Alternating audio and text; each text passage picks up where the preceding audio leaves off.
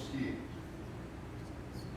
abram suas Bíblias, por gentileza, no livro de Colossenses. O tema está aqui, e no tema já tem a leitura dessa noite. Nós estamos em Colossenses 1 ao 6.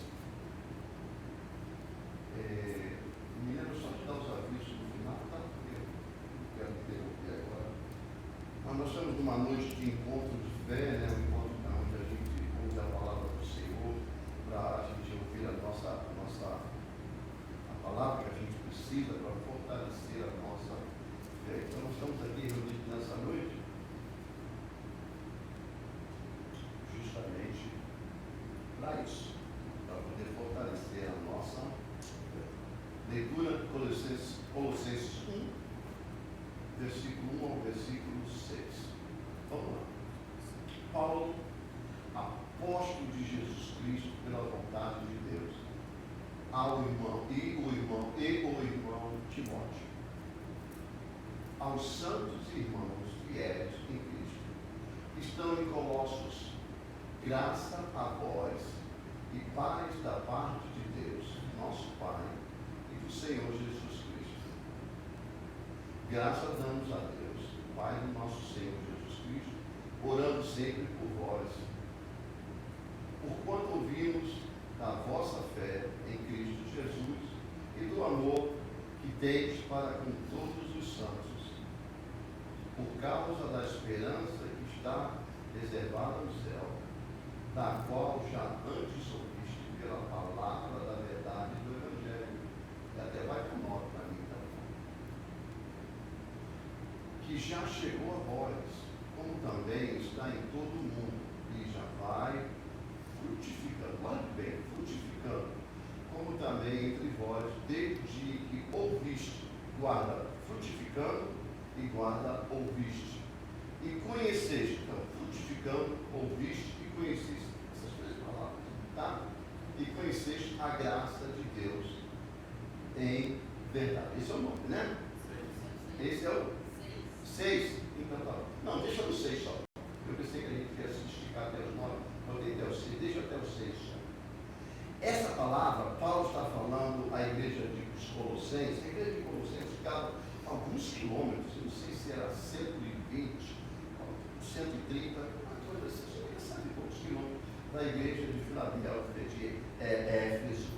Era uma igreja que não foi fundada, Paulo não chegou a ir lá, mas Epáfra, acho que era Epáfra, era o que foi indicado por ele na época.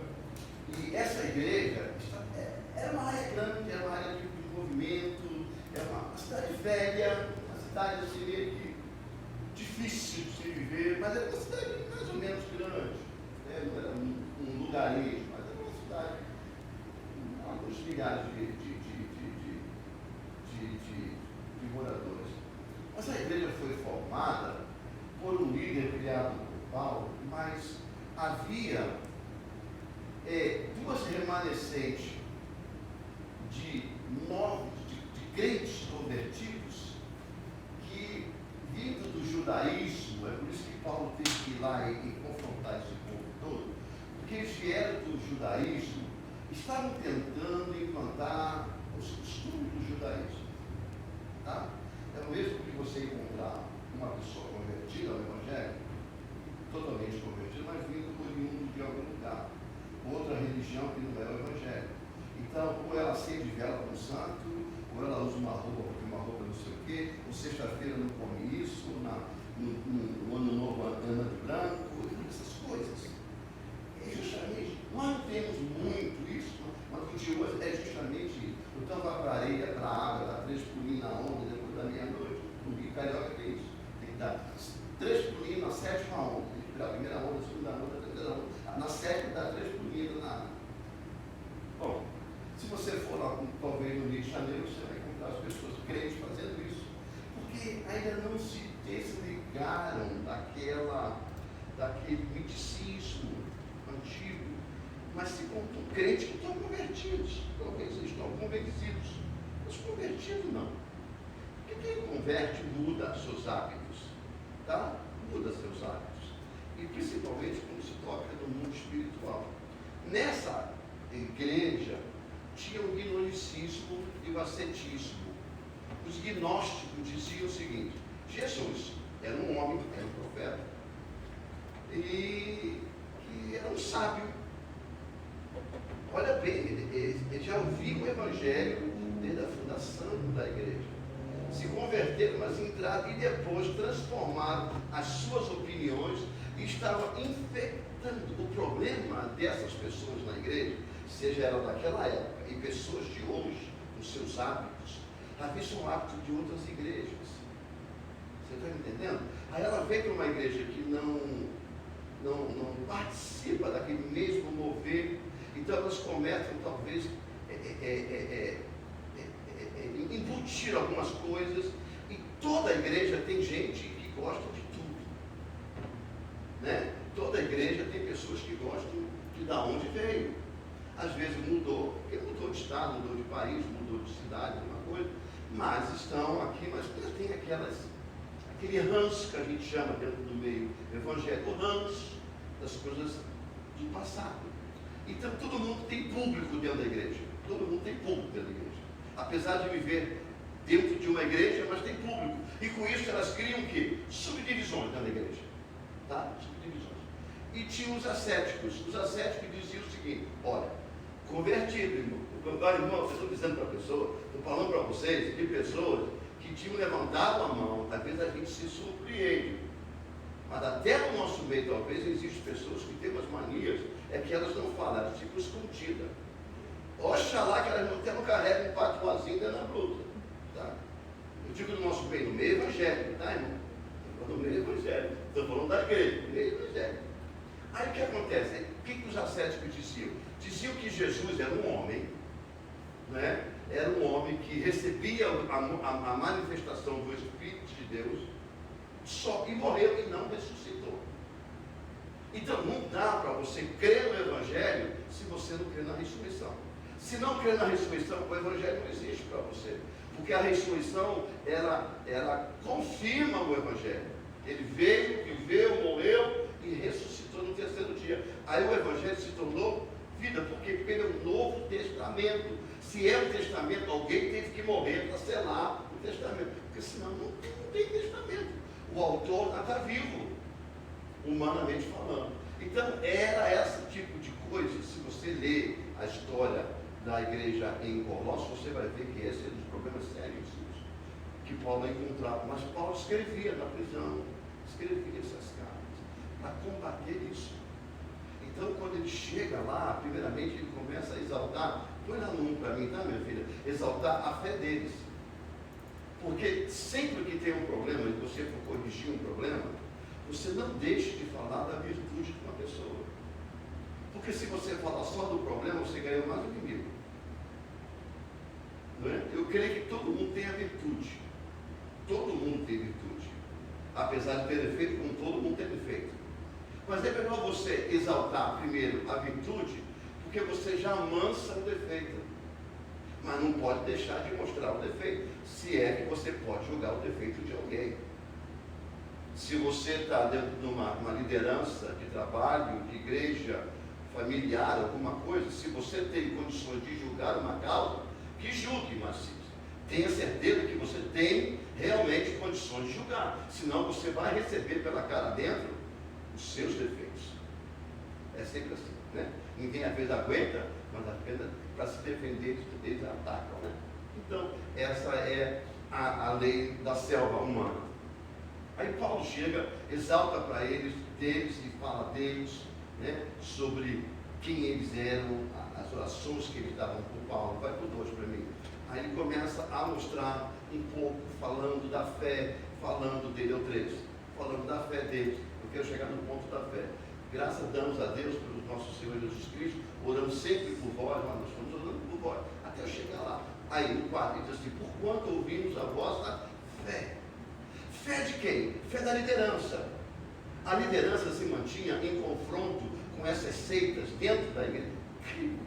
É incrível a gente falar isso, porque se ele falasse que ele estava combatendo lá na rua, né? Na rua, as pessoas da rua crendo nessas seitas, você até dá um desconto. Mas crente, pelo amor de Deus, ou, entre aspas, convertidos, é difícil. Mas eles estavam introduzidos dentro da igreja. É por isso que muitas das vezes a gente tem que começar a avaliar e ler Bíblia e entender. Por quê? Porque a gente chega numa igreja que a gente convida, ou que a gente é convidado, ou que a gente vai visitar, a gente encontra uma liturgia que às vezes é bom a gente escrever, guardar aquilo ali, para depois avaliar. Porque às vezes, irmãos, só a tua presença está dizendo, eu compartilho. Isso é sério. E você está cultuando Deus que ele cultua, claro que é o mesmo Deus, entre aspas. Mas não deixe que, se tiver heresia, você está no meio da heresia. Você não combata, você avalia e depois você, essa aqui não participa. Por quê? Porque não pode ter junção com isso. É por isso que ler Bíblia e entender Bíblia, a gente precisa fazer. Ver, entender e conferir na Bíblia, se a gente está na Bíblia. Você está me entendendo? Por quê? Porque as pessoas não podem aplicar uma lei do passado no dia de hoje. Por quê? Porque nesse interim tem o mediador, que é Jesus, que morreu na cruz. Aí Paulo entra e começa a... Imagine a cabeça desses membros, vindo do judaísmo, que já era uma tradição radical, que para ser puro tinha que cumprir as 613 leis. Eles criaram isso por quê? Porque eles sabiam que ninguém ia cumprir e era uma forma do dinheiro rolar. E ali enrolava o comércio. Mas a lei de Moisés, perfeitamente. Mas a lei foi criada pelo homem para manter o homem em retidão a Deus. Mas não dá, 613, não dá. E aí aquilo mantinha o tabernáculo aberto e as pessoas sacrificando. E Deus enchendo o saco dele, e enojado por tudo aquilo. Até o dia que Deus acabou. Inclusive com o tabernáculo original, ou o tabernáculo o verdadeiro, diz o humano, vamos dizer assim, né? Literalmente acabou e colocou um tabernáculo espiritual em nós.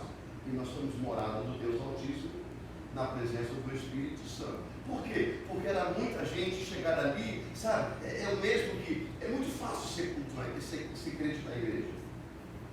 É muito fácil ter voz imponente, cantos imponentes, oração imponente, louvor imponente, pregação imponente. É muito fácil. Mas é no dia a dia que a gente tem que mostrar quem nós somos.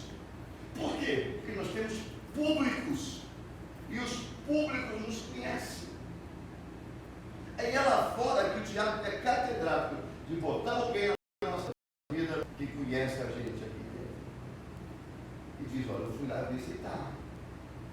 Mas eu vi a Bíblia em cima do púlpito. Eu vi o João em cima do púlpito. Por que aqui é desse jeito? Você está entendendo? Então o que acontece? O que acontece é que a gente fica em cima de uma heresia. Por que heresia? Porque a gente fica numa falsidade com Deus. Aqui nós somos uma coisa, lá fora somos outras. É o mesmo que aqui eu sigo e lá fora eu não sigo. O problema que hoje em dia é que nós estamos fazendo Deus no nosso DNA.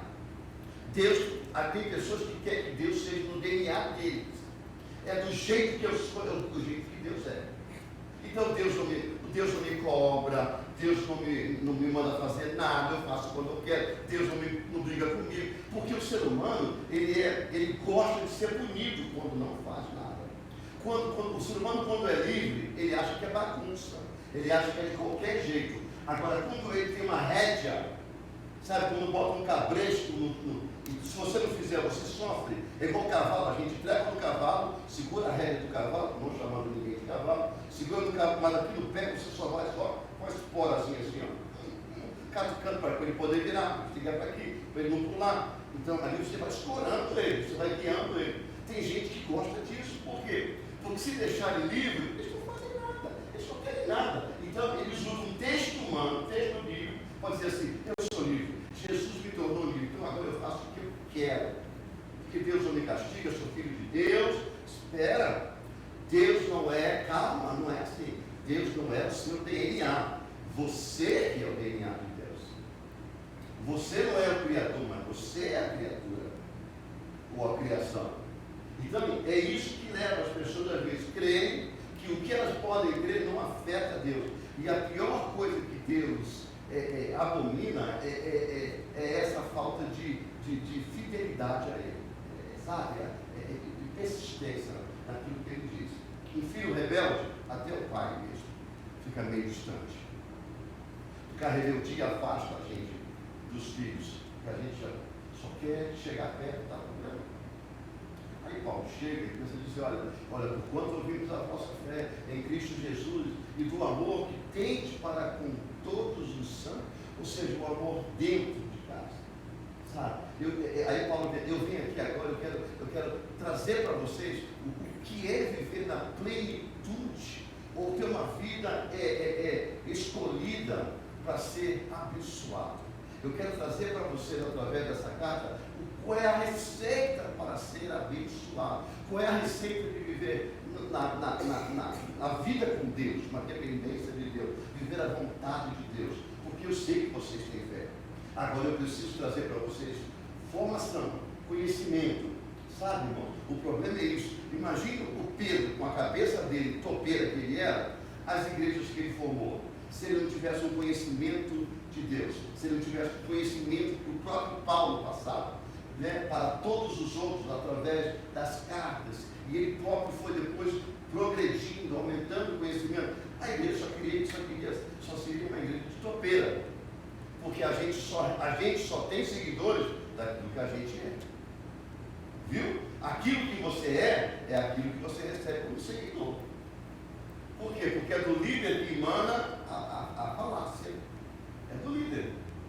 É por isso que quando a gente faz um curso para pastor, faz um seminário que eu fiz, até português você tem que fazer. Até leis você tem que fazer. Até anatomia você tem que fazer. Até psicologia, os princípios básicos da psicologia, você tem que fazer. Por quê? Porque você vai lidar com o ser humano. E o português, por quê? Para não falar errado. Porque a gente já fala errado. E nesse país, então, se você não cuidar, daqui a pouco nem mais português correto você fala.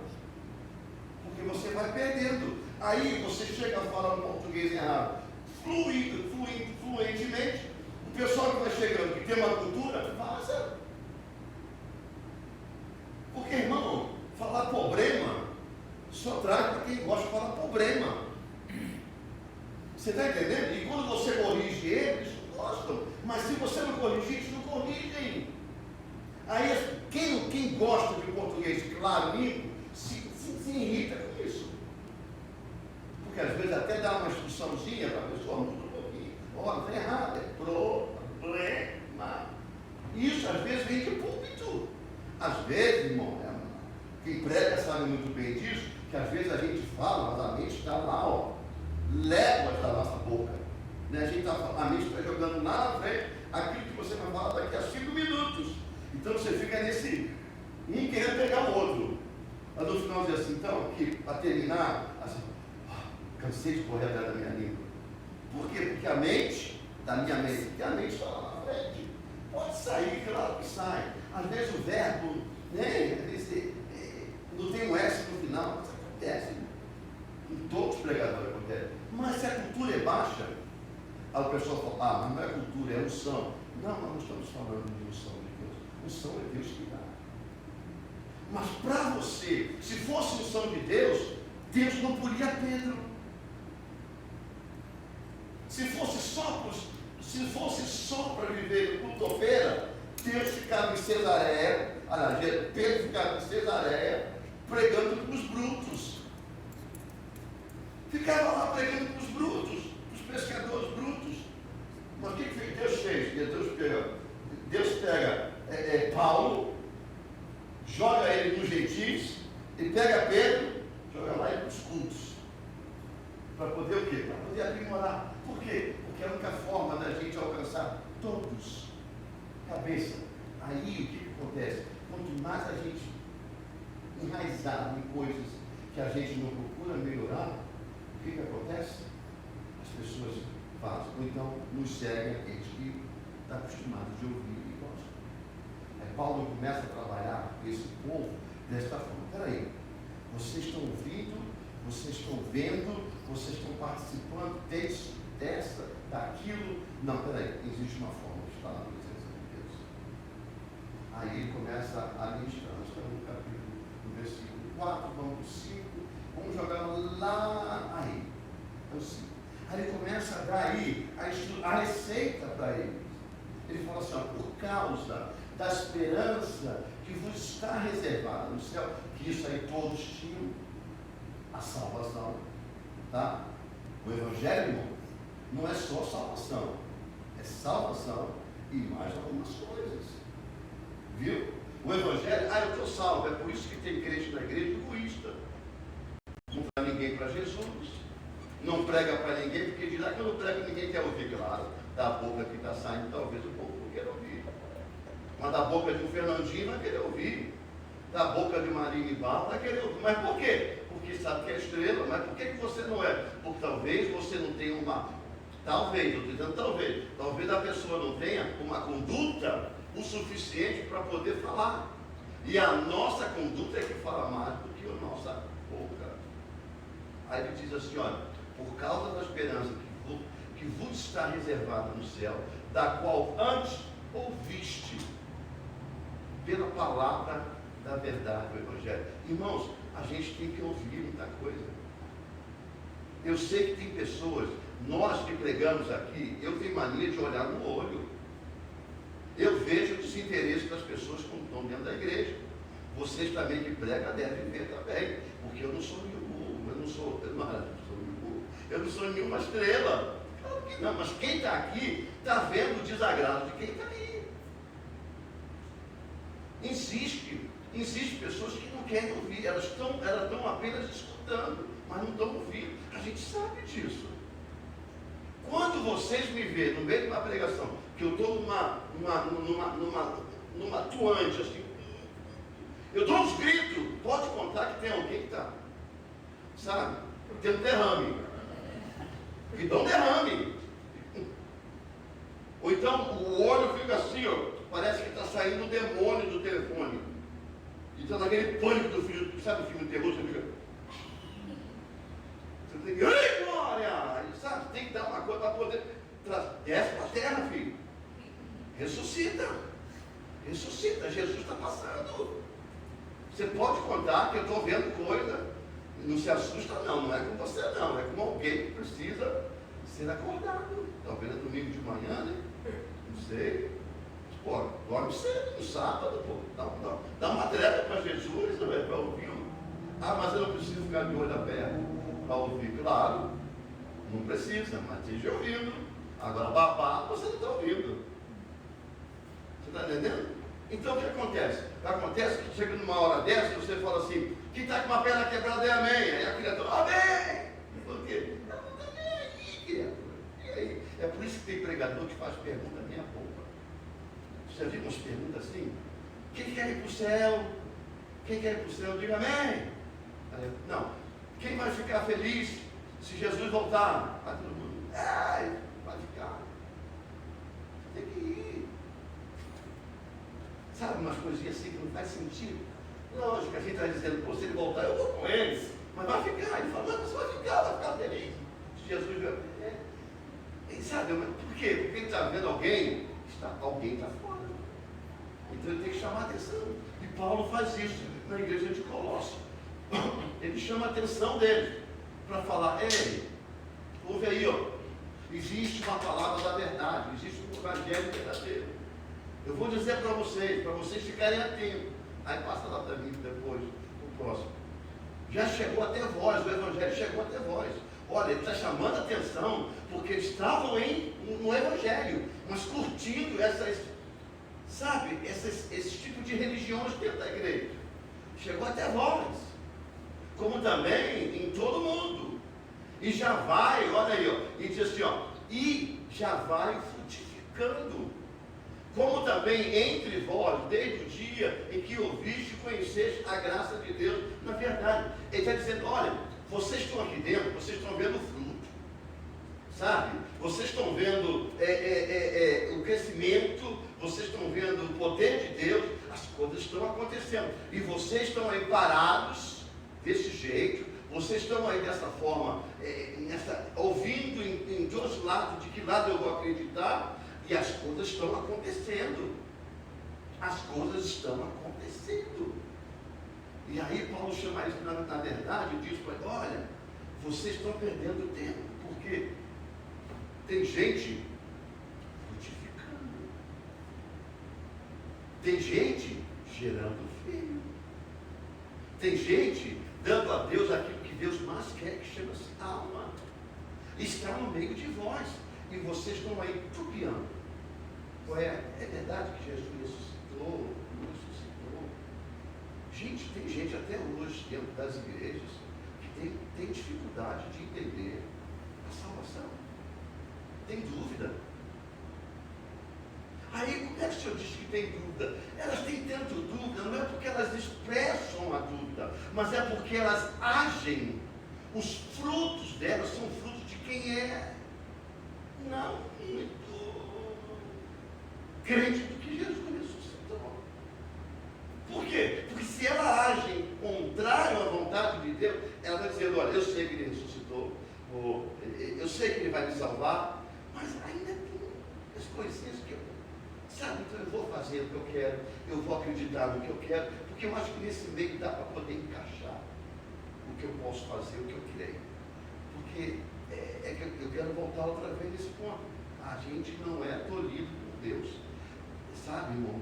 Vocês não sabem o que é uma vida servindo ao diabo. Quando o diabo diz assim, fecha a porta, ninguém sai, se você sair, você vai ver o que vai acontecer na próxima encruzilhada. Você vai ver o que vai acontecer na próxima rua que você cruzar. Você não cruza. Você não cruza. Se cruzar, vai voltar carregado por alguém. Por quê? Porque o diabo é assim, quando ele fala, ele fala. Quando ele fala, todo mundo para ouvir. Mas aí Deus, na sua bondade, na sua benignidade, no seu paizão que ele é, ele fala e o povo está. Sabe? O povo está aí, ó. Eu posso servir assim, eu posso andar assim, eu posso ser assim. Deus está falando, eu sei, eu escuto, eu vou na igreja, eu escuto louvor, escuto pregação na internet. Eu quero estar aí, andando, sabe, pastando, como diz o outro, comendo o capim do mundo que o mundo dá, está aí. E Deus está assim, ó, tem aqui, ó, tem uma mesa preparada para você, sabe, eu tenho aqui um alimento bom para você, eu tenho aqui, sabe, enquanto você estiver aqui, eu vou caminhar contigo, enquanto estiver aqui, eu vou estar contigo, sabe, eu quero te preparar, não é para viver o que você está vendo hoje. Esse é o problema, não é o que você está vivendo hoje. Sabe, o meu filho veio, eu entreguei meu filho, né, por você, por morrer por você, para viver por você, e morreu, ao terceiro dia ressuscitou, e se preparou para eu te preparo para uma vida nova. É isso que eu quero te dar de melhor. Enquanto isso, eu ainda quero te preparar, eu quero te moldar, eu quero te ensinar, eu quero te mostrar o que é ter fé. Ter fé é para ti, irmão. Ter fé é até quando a sua alma ela for glorificado, o seu corpo for glorificado. Depois que Jesus fez, glorificou, não precisa de fé. Por quê? Porque você vai viver diante de Deus. A fé enquanto é na terra. Agora a gente precisa fechar o olho e ver Jesus na nossa vida espiritual. Ver mesmo. Saber que a gente tem uma dificuldade de viver o dia a dia, nós sabemos. Mas com isso, não, mas eu estou em gestão, não vá para a mão dele, não. De maneira nenhuma. Eu necessito. A minha vida depende de servir a Deus. A minha vida depende de agradar a Deus. É por isso que eu coloquei na página hoje da igreja, no grupo interno da igreja, para as mães, para os pais. Ei, coloca seus filhos para adorar a Deus. Deixa eles servirem a Deus agora. Isso vai marcar a vida deles. Isso marca a vida das crianças. Você escuta irmãos aqui, até eu não fui criança na igreja, não fui mesmo, fui em outros lugares, mas eu escuto pessoas aqui que são adultas, que nasceram na igreja, foram criadas na igreja, no meu tempo de criança, de escola dominical, bíblica dominical, cantavam hino, formiguinha, não sei o quê, droga, cigarrinha, não sei o quê, umas coisas aqui, aquelas músicas de igreja infantis. Da onde ouviram isso? Lá na escolinha. Isso é fortalecer, isso é manter a fé ativa na vida das pessoas. Porque se não tiver isso, olha, se você não crer, sabe, se você não frutificar, e se você não conhecer a palavra de Deus, não parar para ouvir, porque a fé vem pelo ouvir, ouvir o que? A palavra de Deus, eu costumo dizer, aquele que não ouve também perde. Porque não vem para cá me dizer que não perde tempo do telefone. Todo mundo perde tempo do telefone. Todo mundo. Não adianta, eu não preciso morar na casa de ninguém. O telefone hoje é uma febre. O telefone hoje como lugar de Deus em muitas das vidas. Por que como lugar de Deus? Porque as pessoas podiam desprender um tempo para Deus e não desprende. Eu sinto isso na minha vida. E tem hora que eu jogo meu telefone lá no canto, eu digo, eu não quero te ver. Abaixo ele, se vocês ligarem para mim, por insistência, e eu não atender, pode contar que eu já joguei no canto. Porque eu tenho que parar para ler a Bíblia. Porque senão, eu digo, agora eu vou parar para ler a Bíblia. Aí vem uma mensagem. Você não lê a Bíblia. Porque de uma mensagem você pula para uma foto, de uma foto você pula para um site, de um site você pula para um bate-papo, uma mensagem, acabou. E ainda joga uma mensagem, ainda joga uma foto na online. Não é assim, irmão. Irmãos, isso é um mundo. Isso é um mundo. Mas se Deus mandasse uma mensagem, você não abriria. Porque não tinha foto que você quer ouvir.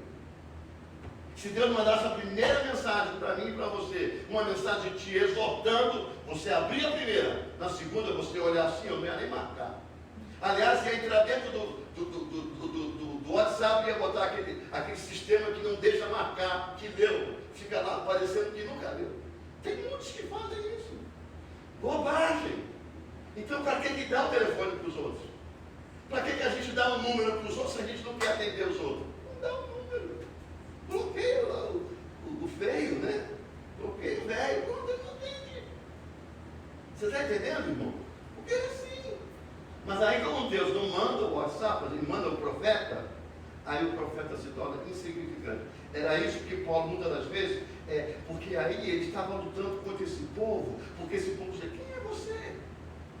Você nem andou com Jesus, você nem caminhou, você nem sabe o que é uma légua com Jesus. Você deve pôr dizendo que ele te encontrou. Eu não estava lá. Sabe, esse tipo, ele disse, eu não tenho que provar nada para vocês. Porque quem prova sobre mim é Deus, meu testemunho vem do Senhor. Tem uns que são assim, né? Tem uns que quando você fala de Deus para ele fala assim, mas quem é você, cara? Para falar, você não é Deus, você não sabe da minha vida. Realmente, você não sabe, eu também não sei, mas Deus sabe. O que a gente precisa ter é fé. Fé, falar com autoridade. Autoridade, falar com autoridade, mas falar o que a Bíblia está dizendo com autoridade, confiando naquilo que sabe. Não adianta vir, sabe, bate na minha porta, eu sou testemunho de Jeová, eu sei que eu sou filho de Jesus. Aliás, eu sou filho de Deus. Eu falo, não, mas eu sou filho de Deus. Eu não digo nem que sou pastor, para não agredir. Eu quero estudar um papelzinho, me dá aqui, obrigado, tchau. Acabou. É o que eu faço com eles. Não tem diálogo. Porque se tiver diálogo, eles vão se entender. Aí vai ser debate, não é diálogo, é debate. Aí eles estão convictos do que eles sabem, e eu estou convicto do que eu sei. Eu não vou abrir a porta da minha casa para agredir a ninguém, nem ter um diálogo com ninguém. Vai ser horrível mandar uma pessoa sair da minha casa. Então eu faço o quê? Não entra. Despacho na porta. Eu ainda pergunto, quer uma garrafa d'água? E o sol está aquele? Não, quero não. Então, Deus te abençoe. Vida que segue. Eu fui para Belo Horizonte implantar o encontro com Deus na igreja lá em Everett. Tem um bar perto da Lagoinha, um bairro. Não. Floresta. Bairro Floresta. Quase no centro de Belo Horizonte. Bem no centro, um pouquinho afastado, no Floresta. Fomos lá implantar numa igreja, meu ministério na época, fui para lá. Aí juntamos todos os pastores no hotel, ficamos no hotel, no centro da cidade, um hotel bonito, grande, no centro da cidade mesmo, bem no centro. Eu esqueci o nome, não sei quanto tempo. Aí no final, de manhã, quando acordamos, tomamos um café no hotel, os pastores falaram assim, vamos dar uma volta na Praça 7, Praça 7, né? Deve ser, é bem no centro. Uma rua bem movimentada, uma rua principal. como eu não sei o nome da rua, mas sei que é uma rua principal. Tanto que quando a gente descia à noite, ele falou assim, não fica lá fora, fica aqui dentro, deixa que o porteiro, o concierge, o atendente do hotel vai lá fora, chama o táxi para vocês, aí quando parar aqui a gente põe vocês dentro do carro, fica muito perigo à noite, uma coisa dessa. Aí saímos do hotel, 10 horas da manhã, para ir naquela praça que tem bem no centro, acho que é a Praça 7, né? Tinha uma feira de artesanato grande, não sei se até hoje tem, mas tem uma feira grandona ali, e ali ficam as ciganas, andando em grupo, mãe, filho, um monte de mulher. Aí elas não perguntam, elas pegam na mão da pessoa. Aí pegou na minha mão, eu falei, o que você quer? Aí todo mundo parou, o que você quer? Eu quero ler a sua mão, para quê? Eu quero ver o seu presente, passado e o seu futuro. Eu digo, já sei. Jesus já me disse tudo. Você conhece Jesus? Ela lá, colocou a mão. Você conhece Jesus? Ele já me disse, ele me disse da onde ele me tirou, da onde eu estou e para onde eu vou. Eu não preciso saber do diabo. Eu conheço o diabo muito de perto, talvez mais perto do que você. Mas eu conheço um Jesus que está acima disso tudo. Você quer ouvir? Os pastores ficaram assim, porque eles tiram a mão e continuavam andando. Eu não parei e deixei checkmate nela. Mas por que não? Eu não estou ofendendo a ela, eu estou falando de Jesus para ela. Eu falei, o diabo eu conheço, minha filha. Talvez mais do que você, porque você é induzida pelo diabo. Eu vivia com ele. Eu sei que ele é capaz. Mas eu sei que eu tenho um Deus que é criador de todas as coisas. Até ele foi criado por ele. Então ele conhece muito bem. Então, a conversa não vai ter. Por quê? Porque senão cai nessa aí. Sabe? Uma litinha assim, você me acredita. Irmão, o diabo é tão sutil que alguém fala assim, eu não quero nunca morar perto de um macumbeiro. Eu digo, eu não tenho problema nem morar perto de um macumbeiro. Porque depois tem um problema com ele, eu digo, irmão, eles têm mania de dizer, eu corrijo a minha esposa quando ela fala macumbaria, porque o mundo evangélico fala macumbaria, né? Mas não existe macumbaria, né? Espiritismo, né? O diabo não tem poder na vida de ninguém, a não ser que a gente dê autoridade para ele. Você entendeu? E muito menos na vida daqueles que foram separados, salvos, selados por Deus. Então, morar do lado, meu irmão continua pai de santo até hoje. Meu irmão continua pai de santo até hoje. E quando a gente vai lá, entra na casa dele, come a comida dele, passa pelas tronqueiras todas, os quartinhos, sabe? Passa por aquilo, conheço, eu sei tudo que tem ali dentro. Tudo eu sei. Se abrir e me perguntar, eu vou dizer, talvez não exatamente como as coisas estão preparadas, não dá. Mas o que passa, eu sei tudo. Mas aquilo ficou no meu passado. Jesus, a própria palavra de Deus diz que os meus pecados ficaram jogados no mar do esquecimento. Deus foi tão bom que ele bloqueou a minha vista naquilo tudinho. Eu passo numa linha reta assim, está tudo do lado esquerdo de quem entra. Até isso eu paro, né? Esquerdo, porque o lado esquerdo de quem entra, olha aqui, o Espiritismo tem umas coisas, umas crentices que é muito boa, né? Sabe quando a pessoa sente a orelha queimar? Guarda isso no seu coração. Agora guarda e entenda que Jesus é o Senhor da sua vida, tá? Jesus não vai conciliar uma coisa com a outra, mas eles têm assim. Quando a orelha esquerda da esquerda é alguém falando bem. Quando a orelha da direita esquenta é alguém falando mal. Por quê? Vou explicar a você. Não é simplesmente uma coisa com coisa. É porque quando você entra em todo o terreiro, do lado direito ficam os santos, entre aspas. Do lado esquerdo, do lado esquerdo, você da direita, do lado esquerdo. E do lado direito é a ala onde fica os diabos. Então tem ligação. Agora vai eu, me torno pastor, venho para a igreja, aí meu fala, agora tem que ver o que era aquele.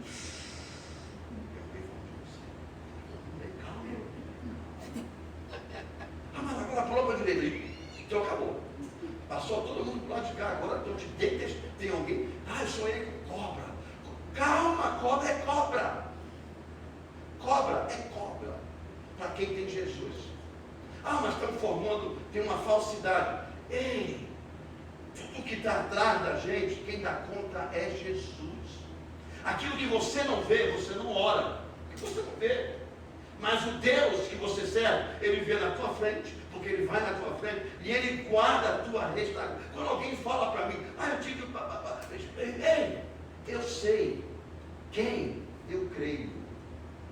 Eu estou falando você pela experiência. Eu sei da onde Ele me tirou. Eu sei em quem eu tenho sonhos. Já acontece sonho. Pastores espirituais, quem conhece isso sabe muito bem. Eu não acordo por falta de ar. Não, eu acordo. Senhor, te entrego nas tuas mãos. Se eu estou com o Senhor, eu estou fechado com o Senhor.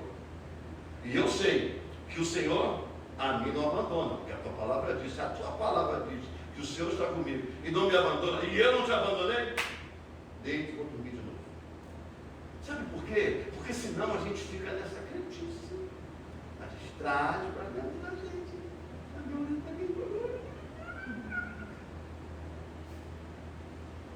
É assim, hoje a gente tem esse tipo de comportamento, nós, o ser humano de hoje. Naquele tempo era diferente. Naquele tempo, o judaísmo trazia essas coisas. Sabe por que quando eles chegaram para Jesus, que vergonha os teus discípulos não lavam nem as mãos para comer? Aí Jesus fala assim, mas o que contamina não é o que entra, não é o que sai, não é aquelas coisas. Jesus responde no mundo espiritual, mas eles falam no mundo natural. Por quê? Porque o ser humano, ele não podia, o povo judeu, ele não podia tocar em ninguém. Se ele estendesse a mão para você, ele tinha que entrar em casa, tinha que lavar tudo. Ele tinha que lavar a mão, ele tinha que lavar os pés, ele tinha que lavar a roupa. Eles chamam isso de batismo. Eles eram batizados constantemente. Não tinha como ter contato. Pode ser que naquela época já tinha Covid. Eles chegavam em casa, quando eles iam para o lugar onde tinha muita gente, eles já chegavam em casa, largavam tudo no canto e entravam praticamente só com aquelas, vamos dizer, fraldas, né? Daquele costume da época, e já entrava na água para se lavar todo, lavava a cabeça toda, para que eles não fossem infectados no mundo espiritual das pessoas. Lembra daquela passagem que Jesus pede para os presbíteros orar pelos enfermos? De mão, isso que é o problema de orar de mão nas pessoas, porque a Bíblia nos ensina, quando você estende a tua mão sobre a cabeça de alguém, você está dizendo no plano espiritual, o que eu tenho, eu te dou. A unção que está sobre mim, está sobre ti. Aí eu oro em nome do Senhor. Então, aquilo que está nele, agora, quem é ele? Quem é ele? A vida de quem está em cima de púlpito é muito fácil de olhar, mas aquela do dia a dia ninguém sabe. Eu já vi coisas horríveis. É por isso que eu oro. Tesoura no velho. Tesoura. Porque não adianta chegar aqui, eu não quero voltar ao início do que nós falamos. Eu não quero chegar aqui e trazer pessoas para que não tenha esses hábitos de trazer vocês para. Se eu trouxer a vocês, vocês me conhecem. Mesmo assim, vocês não moram comigo. Mas você me conhece, muita gente me conhece há muitos anos. Você conhece a minha família. Sabe que vocês conhecem meus frutos. Às vezes eu dou um frutinho verde. Claro que dou. Todo mundo dá um frutinho verde, né? Aí, em vez de ficar amarelo, fica meio ursinho, né? Por quê? Porque tem temperamento, tem coisa assim, modo de falar. Mas você me conhece há muito tempo, a maioria me conhece. Mas os de fora, não. É por isso que eu não trago ninguém de fora que eu não conheço. Porque eu não quero essas manias no meio de vocês. Porque uma vez que eu colocar, a culpa é minha. A culpa é minha. Essas crianças, né? Mas uma coisa eu te digo, mantenha fé.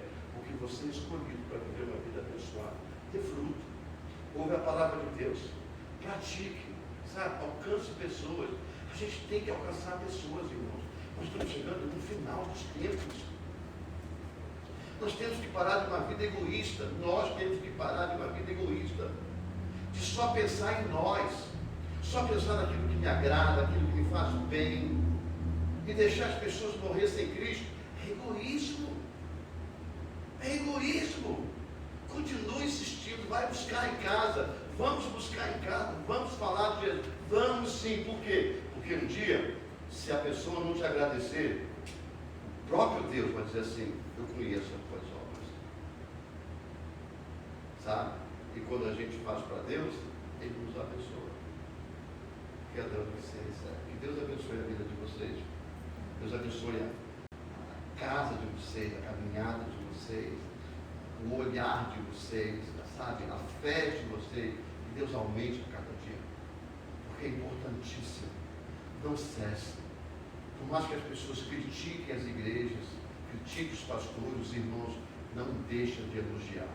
Se não sair da sua boca crítica, se você não puder falar coisas boas, se cale, sabe? Mas eu quero aconselhar você a esforçar, a mostrar o que é bom. Porque quando eu vou voltar lá no início que eu falei, numa hora que você tem que corrigir alguém, mostra as virtudes, deixa os defeitos para depois. Você vai conhecer muita gente que tem virtude lá fora, que Jesus espera dentro da igreja, aqui em outras igrejas, espera dentro da igreja. Mas se você começar a criticar, eles não vão chegar até Jesus. Porque ninguém ganha ninguém se não se tornar amigo dessa pessoa. Você tem que amar essas pessoas como amigo. E depois como irmão. Por quê? Porque ele só vai se transformar em irmão depois. Primeiro tem que se tornar amigo dele. Mas tudo isso galgado na sua fé, porque você é escolhido para viver uma vida abençoada. Aí você pensa que vida abençoada é ter carro bom, casa própria e dinheiro no banco. Isso não é vida abençoada, porque nós não temos. Isso é consequência de uma vida abençoada. É consequência. Porque quando Deus está, tudo sabe, se acerta.